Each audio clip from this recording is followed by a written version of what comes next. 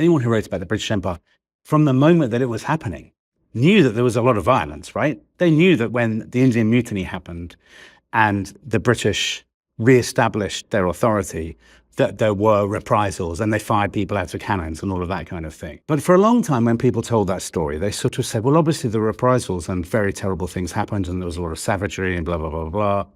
You know, that's not surprising because that's how people behave in history.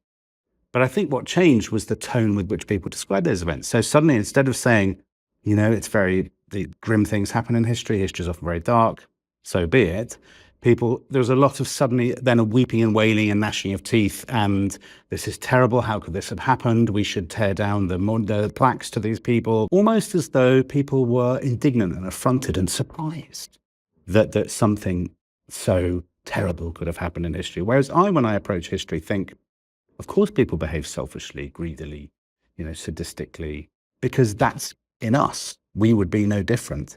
And it's not our place. Or it's not even that's not our place.